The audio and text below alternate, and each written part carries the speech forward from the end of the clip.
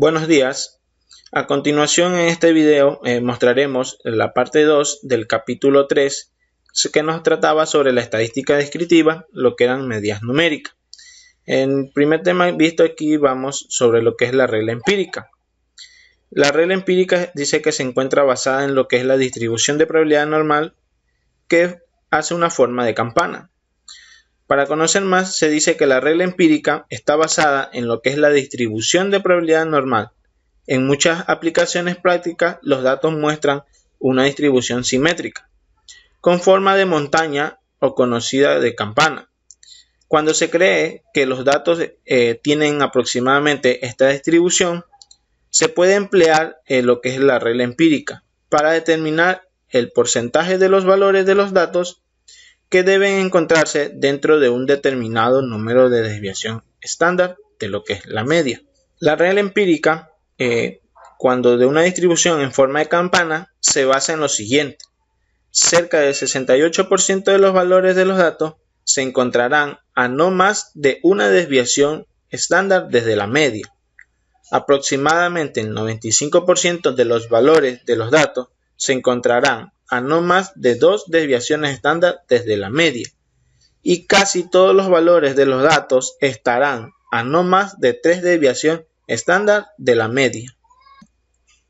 También tenemos lo que es la detención de observaciones atípicas, conocida como valores extremos.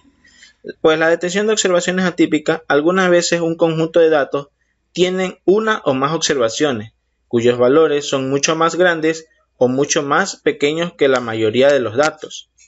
A estos valores extremos se le llaman observaciones atípicas. Una observación extraña quizás sea el valor de un dato que se anotó de modo incorrecto. Si es así, se puede corregir antes de continuar con el análisis. Una observación atípica tal vez provenga también de una observación que se incluyó indebidamente en el conjunto de datos. Si es así, se puede eliminar. También se dice que quizás es un dato con un valor inusual anotado correctamente y que si pertenece al conjunto de datos.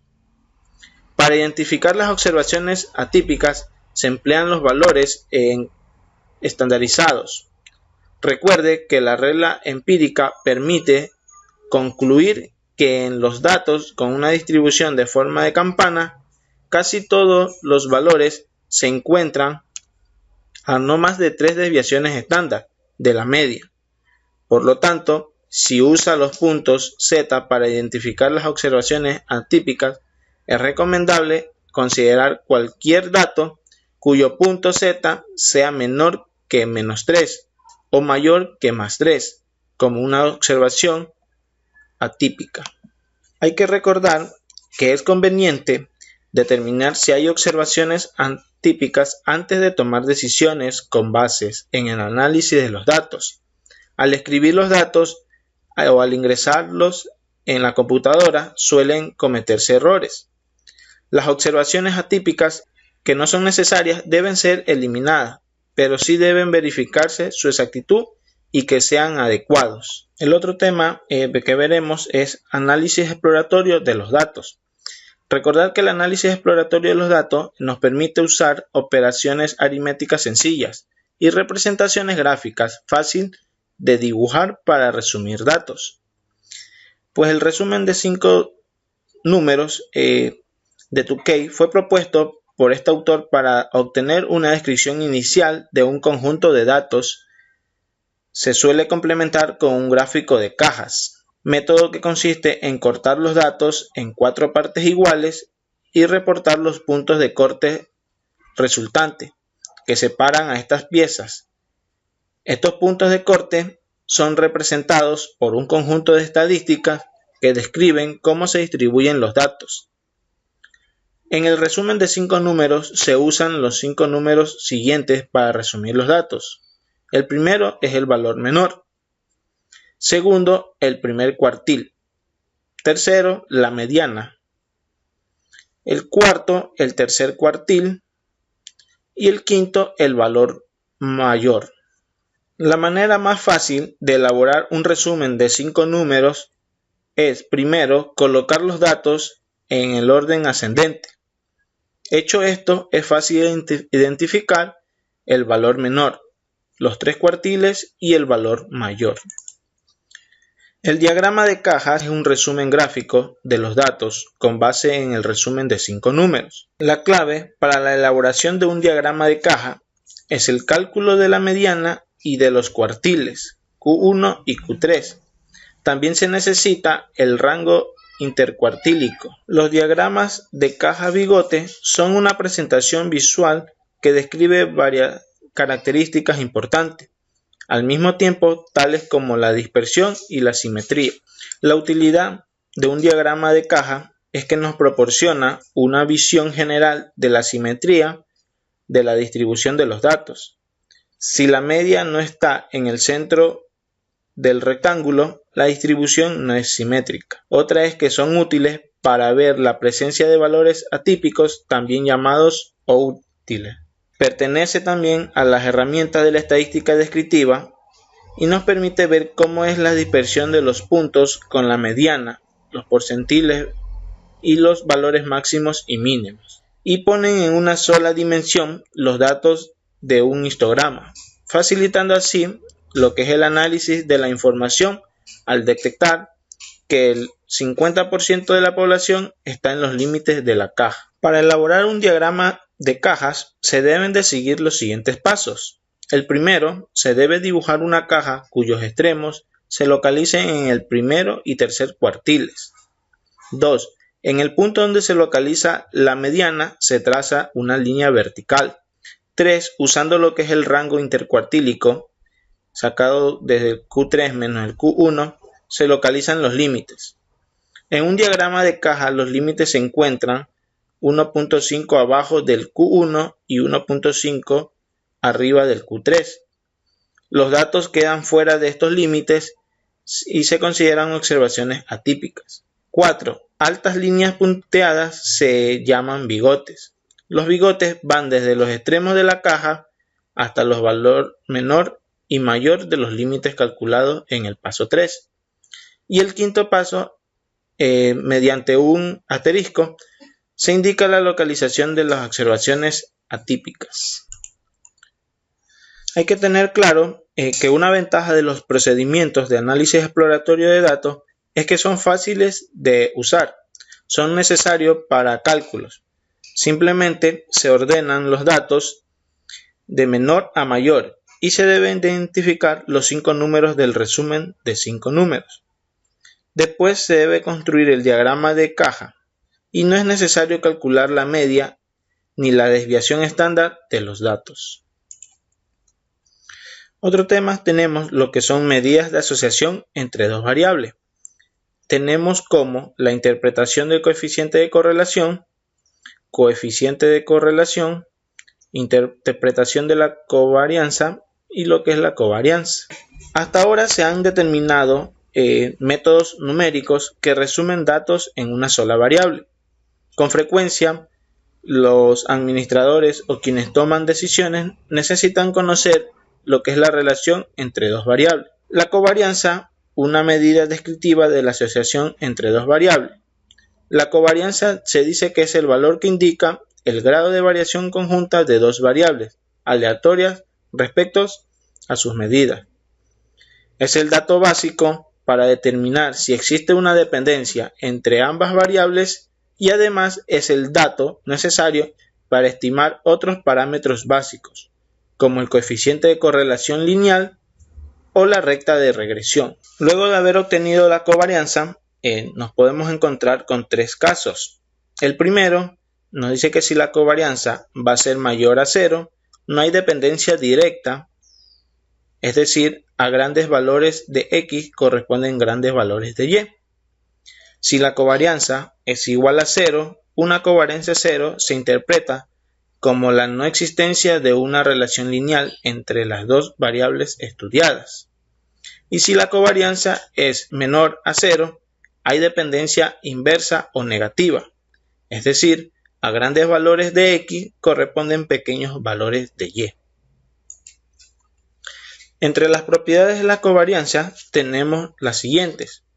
La covarianza es el momento central de orden 1.1 de la distribución bidimensional. 2. Es invariante ante los cambios de origen en cualquiera de las dos variables. Y 3. Sin embargo, depende de los cambios de unidad. Si se cambia la unidad de medida en ambas variables, la covarianza se modifica proporcionalmente a ambos cambios. El coeficiente de correlación de Pearson es una medida de la relación lineal entre dos variables aleatorias cuantitativas. A diferencia de la covarianza, la correlación de Pearson es independiente de la escala de medida de la variable. Una vez obtenida la correlación, para su interpretación se debe considerar lo siguiente. Si la correlación es igual a 1, existe una correlación positiva perfecta. El índice indica una dependencia total entre las dos variables denominada relación directa. Cuando una de ellas aumenta, la otra también lo hace. Si 0 es menor a la correlación y la correlación es menor a 1, existe una correlación positiva. Si la correlación es igual a 0, no existe relación lineal, pero esto no es necesariamente nos implica que las variables son independientes. Pueden existir todavía relaciones no lineales entre las dos variables. Si menos 1 es menor que la correlación y menor que 0, existe una correlación negativa. El índice indica una dependencia total entre las dos variables llamada relación inversa. Cuando una de ellas aumenta, la otra disminuye en una proporción constante. Nuestro último tema del capítulo es la media ponderada y el empleo de datos agrupados, en el cual incluye lo que es la media ponderada, conocida como tendencia central, y tenemos datos agrupados. La media ponderada es una medida de tendencia central que se es apropiada cuando en un conjunto de datos cada uno de ellos tienen una importancia relativa respecto a los demás datos. Se obtiene multiplicando cada uno de los factores por su ponderación, que sería el peso, para luego sumarlos, obteniendo así una suma ponderada. Después se divide esta entre la suma de los pesos, dando como resultado la media ponderada. Hay que recordar que el cálculo de las calificaciones es un buen ejemplo del uso de la media ponderada. Los datos agrupados no son aquellos datos que pertenecen a un tamaño de muestra mayor a 20 o más elementos, por lo que para ser analizados requieren ser agrupados en clases a partir de ciertas características. Su objetivo es resumir la información. Comúnmente pertenecen a una muestra mayor a 20 elementos, por lo cual requieren ser agrupados. Esto implica ordenar, clasificar y expresar en una tabla de frecuencia. Se agrupan los datos, esto quiere decir que se pueden clasificar en forma coherente y lógica mediante una tabla de frecuencia. Y la agrupación de los datos puede ser simple o mediante intervalos de clase.